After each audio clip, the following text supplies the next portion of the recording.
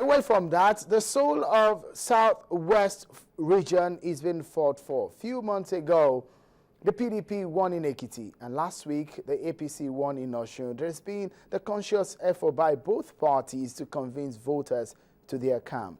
Well, can the PDP take back the lost grounds?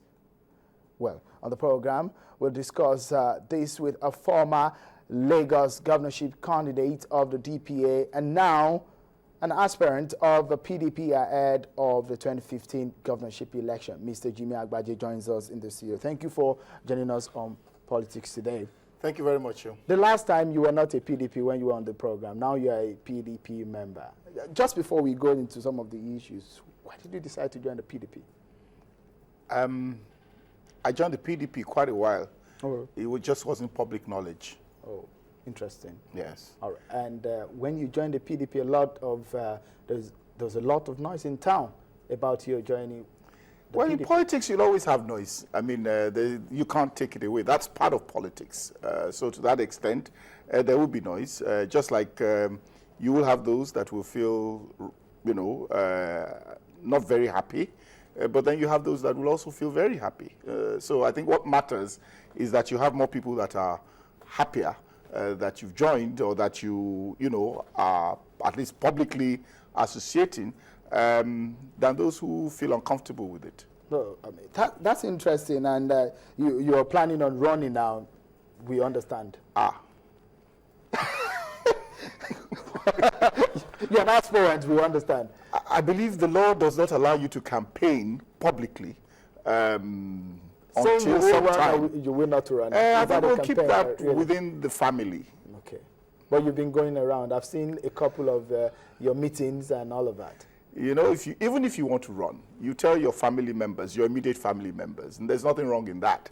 It's the same way that when you want to run, you can talk within your party.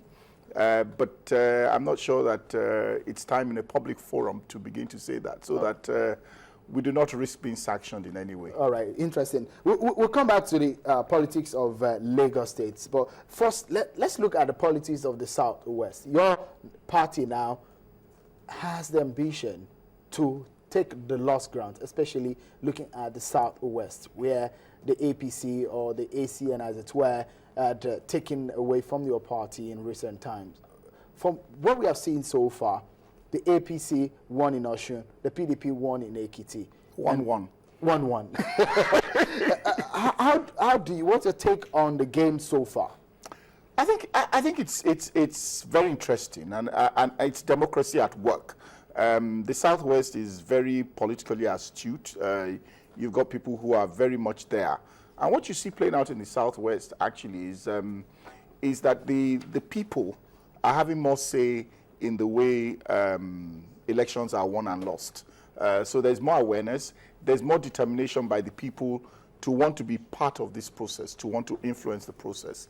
Winning elections, there are quite a number of factors that come into play, but you probably box it into 4, or I'd want to box it into 4. If you want to win elections, you've got to get your politics right. You've got to get your policies right. You've also got to get your propaganda right. And you've also got to get your, what I'll call the polity right. In other words, what the people perceive about you. So you've got those 4 main factors or pillars, so to say. So you've got to get the right mix. And so what is playing out in the Southwest, and what is going to play out as we go on, is how well that mix comes to the people. If the mix is right, then you win. If it's not right, then you lose. Interesting. When that election happened in Ekiti, yes, especially about the conduct, yes, there were some grievances, some reactions towards the conduct. But it appears there seems to be a change in that similar set of people. In their reaction, there seems to be some level of change in their reaction when the Osun election also came. For you, what's your take on the conduct of elections in these 2 states by INEC? I think we need to be realistic. We have to look back at Ekiti and look back at Osun. I, for one, and I believe many people who watch the political scene, felt that there would be a lot of violence in the Osun elections. So to the extent that you had a lot of security presence we thank God that there was no violence. But I think everybody who actually saw Osun before, the months before, you were so sure that there would be violence one way or the other. And I think the presence of security personnel actually helped that. It's difficult to debunk the idea that you don't need security presence in the sense that you had a good turnout. If it was that the security personnel there were there to discourage voters, then of course it failed, because just like in Ekiti, you had a good turnout. In Osun, you had a good turnout because it gave the people confidence to come out. Yeah, there'll be lapses here and there. You probably have this overzealous security personnel or the other. But that goes, I mean, even if you reduce the security personnel, you still have that. But I think what matters is that at the end of the day, did the people come out to vote? Were they intimidated from not voting? And all the evidence shows that they came out to vote. So the security presence did not affect their coming out to vote.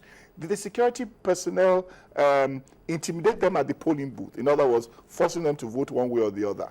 No, there's no such evidence. Those who monitored said it was good. It was free and fair. It was violence-free. The people's will prevailed. I mean, that's the way to look at it. Now, of course, there are other issues that will come, and that will probably come when they go to tribunal. But at this point in time, I think everybody's happy. Of course, what happens is, it happened in Edo, and don't forget that this has happened. I remember Edo, when we started Edo, the governor then was upset at the security, but when he won, he was very happy, and he thanked the security personnel. So when you win, it's okay, but when you lose, it's not so okay. But I suppose that's politics. Well, I think in this conduct, generally, we have the conduct itself by the electoral process, yes, and security. Yes. Well, we still come back to the issue of security. Let's look at the conduct of that particular process. Yes. We're looking ahead of 2015. Do you think what INEC has done is something that everybody is proud of? Well, I think INEC has given us hope from Ekiti, from Osun. But then these are standalone elections. And so the challenge for INEC will be that we hope that when they do have the general elections, that they'll be as good as they have been in Osun, in Anambra. It's obvious that after Anambra, they've been able to get their act together much better. So Ekiti was good, Osun was good. Now there'll be the pressure of general elections happening in majority of the states. Now, how well is INEC going to come to the table? So, I mean, what we saw, the voters register is very key in any electoral process. If you get the voters register wrong, you apparently are heading for a disaster. Sure. With the arrangement the INEC is having now, we're seeing the distribution of permanent voters cards, yes, in phases, in fact, in 12 states. Yes. Now, we're going to start seeing that also happen also in Lagos. Sure. With what we have done, what INEC has done with the permanent voters card and this so far, what's your take? Well, I mean, we don't have complaints, at least no major complaints. I'm not sure it's what they've done with the permanent voters card. I think it's more what they've done with the register. Because if the register is wrong, then you're going to have problems with the permanent voters card. And I think to a great extent, they seem to have at least gotten every bona fide registered voter, on the register. And so to that extent, it's so far so good. The process has seemed to work well. You don't have people complaining that their names were not in the register. One major thing a lot of people have talked about is the level of deployment of security operatives for the election. I'd like to know your take, and side by side with the fact that can we actually cope with that level of deployment in the 2015 general election? Yeah, that's what I'm saying, that you must understand that maybe because the states were standalone, these were standalone elections, you had a lot of pressure. And also, if you look at it from the point of the Southwest, you had the PDP wanting to get back its own states in the Southwest. So there was like a first point in Ekiti where people felt that whoever won Ekiti, it was a signal for the rest of the Southwest. And so there was a lot of pressure. There was a lot of concern. There was fear of violence. I mean, that In fact, there was violence in Ekiti before the elections.